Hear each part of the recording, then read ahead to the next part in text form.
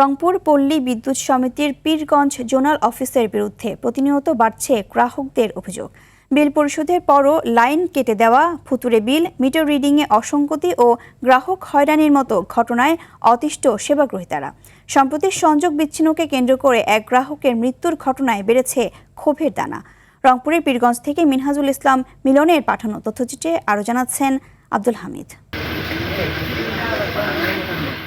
রংপুরের পীরগঞ্জের বড় আলমপুর ইউনিয়নের ১৬ঘড়িয়া গ্রামে বসবাস করতেন জাহাঙ্গীর আলম। ২৯ জুন বিদ্যুৎ বিল পরিশোধের শেষ তারিখ থাকলেও নির্ধারিত সময়ের ৪ দিন আগে ২৫ জন বিল পরিশোধ করেন তিনি। পরিবারের অভিযোগ, ২৬ জন পল্লী বিদ্যুতের কর্মীরা সংযোগ বিচ্ছিন্ন করতে আসলে দুপক্ষের মধ্যে বাকবিতণ্ডা হয়। এক পর্যায়ে অসুস্থ হয়ে মারা যান জাহাঙ্গীর। স্বজনদের অভিযোগ, পল্লী বিদ্যুতের ভুলের কারণেই মৃত্যু হয় জাহাঙ্গীরের। কাগজ দেখাচ্ছে, তারপরেও লাইন কাটছে।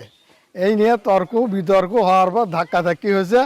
হওয়ার পর এই লোক আসাদুল ব্রেন স্ট্রোক করে মারা গেছে। বিল দেওয়ার পরও লাইন কাটা কেন হলো, আমরা এটা সবারই বিচার চাই। শুধু এই ঘটনাই নয়, উপজেলার বিভিন্ন ইউনিয়নের গ্রাহকদের অভিযোগ, নির্ধারিত সময়ের আগে এবং বিল পরিশোধ করার পরও সংযোগ বিচ্ছিন্ন করছে সংশ্লিষ্টরা। এছাড়া ভুতুরে বিল, মিটার রিডিংয়ে গড়মিল, সংশোধনে বিলম্ব এবং গ্রাহকদের সঙ্গে অসৌজন্যমূলক আচরণের অভিযোগও তুলছেন তারা। যেখানে ৩ মাস বিদ্যুৎ বিল বকেয়া রাখা যায় না, আমারই আর একটা সেচের মিটারে 2 মাসের বিদ্যুৎ বিল বাকি যায় কেটে দিয়ে আসছে, সেখানে কি করে 6 বছর পরে আমার এই মিটারের বিদ্যুৎ বিল দেখায়। কারেন্ট বিল দিয়ে আসছি, দিয়ে এবার আজকে শুক্রবার আশুরের দিন, কেন আমার কারেন্ট বিল চুরি করে নামাজের টাইমে কারেন্ট বিল কাটে দেওয়া হলো। কারেন্ট শুক্রবার নামাজ পড়তে গেছি, আসে থেকে আমার বাড়িতে লাইন নিয়ে আবার নতুন করে আবার কাটে দিয়ে গেছে।